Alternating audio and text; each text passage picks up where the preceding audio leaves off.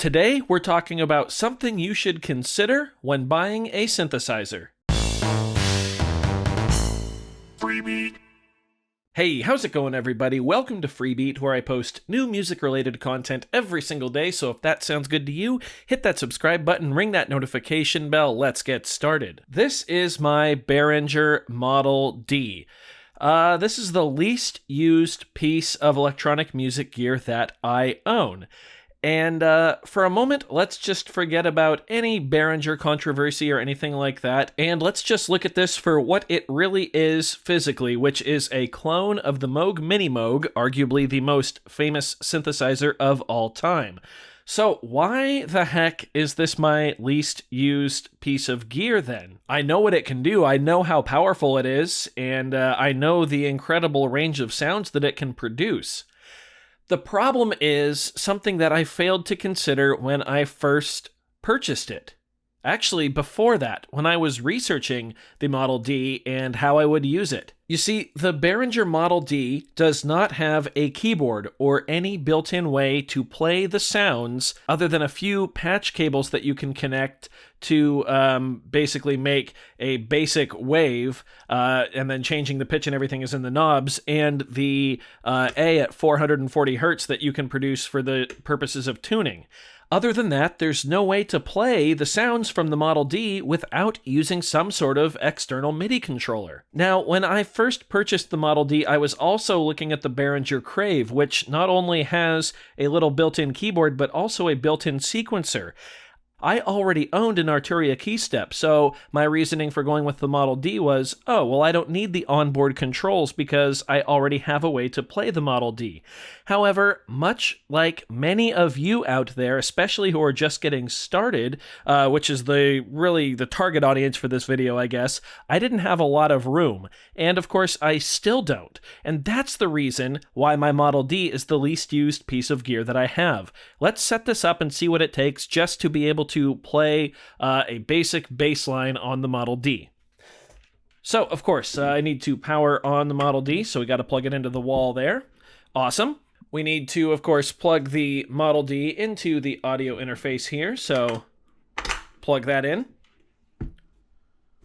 Now, that's fairly standard, and at this point, we can turn on the Model D, and like I said, we can flip the A440 tuning knob on. There we go. There's a pitch coming out of the Model D, but we can't do anything with it. That's just its own thing for the purposes of tuning our oscillators. To play those oscillators, we need a MIDI keyboard. So this is my Arturia keystep 37. I'm going to zoom out the camera here. There we go. That's as far out as the camera will go. Now I do have my microphone stand in here, so if I move that, it would look like this, but I'm going to move it back, so we are taking up a good amount of space. Next, I'm going to have to power on my MIDI controller, so for that, I'm going to need USB to the wall, so that'll go in there. Tuck this out of the way here. And then, of course, lastly, I'm going to need a MIDI. So I've got 5-pin cable here, MIDI in on the Model D, and MIDI out on the keystep 37. So let's power on the keystep, tuck the MIDI cable out of the way, change our MIDI channel, and there we go. And after all of that, we've finally got the Model D making some music.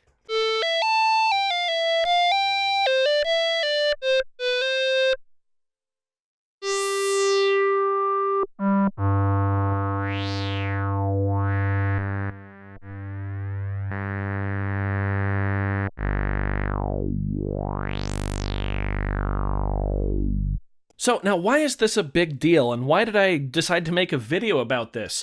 Well, due to my limited space and, lack of foresight when picking up the Model D, it's essentially just sat on my shelf for the past year. I do use it from time to time for very, very specific cases, but if I were to have a setup where I could permanently have this thing hooked up like on a rack or something with one MIDI controller for a whole bunch of synthesizers, surely I would play it more. In fact, I'd probably play it all the time.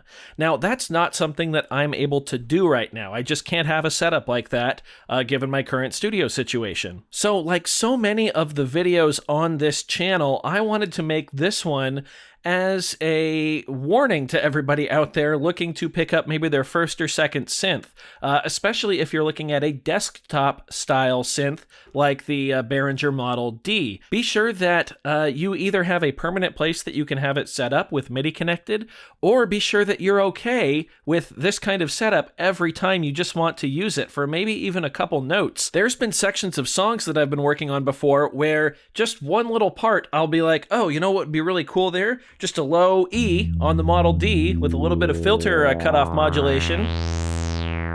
And rather than dig through my gear, get the Model D out, move some gear off the desk, set it up, go through this whole process just to record a note or two, I will pull up a virtual analog synth, or better yet, I'll just bust out the Korg Volca keys, which of course can run on wall power, but it can also be battery powered, and it has a tiny little ribbon keyboard on it that you can just play the note right there on the device, and it makes it way easier to use. So obviously, if you are in a full professional studio, this video will be completely irrelevant to you. However, I find that it's something that is not addressed enough with the beginner to intermediate crowd. If you're looking at picking up some desktop style sort of synth, you need to make sure that it is going to integrate well into the way that you work. And because I failed to do that, like I said, the Model D basically just sits on my shelf. Now, in the next year or so, I do hope to get a proper studio space for the channel, and when that happens, the Model D will definitely get a lot more use because this thing sounds, beastly on its own, but it's even better when you run it through effects. And if I want to run it through effects, well, that's a whole nother issue here when I'm plugging things in. If I want to use the Model D with like the MPC-1's effects or the Korg NTS-1, it's just more cables, more things to the wall, and more mess on the desk, which, I don't know about you, but mess on the desk is one of the least inspirational things for me. It's a total buzzkill when I'm trying to jam, just seeing cables and everything like all over the place like this right here, even just tucking it out of the way. Still kind of looks bad and it's a pain. So maybe a bit of a niche video topic, but this is something that I certainly struggled with and still do to a large extent with the gear that I pick up, and it's something that I always think about now before I purchase a piece of gear. Can I actually make sounds with this without having to hook it up to a whole bunch of other stuff? And if I do have to hook it up to a whole bunch of other stuff, are there going to be a ton of cables involved? Is it going to be an arduous setup process that's going to kind of take me out of the creative mindset? Because, of course, that's what all this is about, is staying in the creative mindset. And in my opinion, immediacy of gear can really help keep you in that creative mindset. So I do hope you found this video helpful. Have you struggled with any issues like this? If so, let me know in a comment down below. If you enjoyed the video, be sure to leave a like on it. If not, you can always leave a dislike. That's okay too. Doesn't hurt my feelings, just makes me try that much harder next time. Either way, be sure to hit that subscribe button, ring that notification bell. Thank you so very much for being here. Thanks for watching. We'll see you next time. Bye.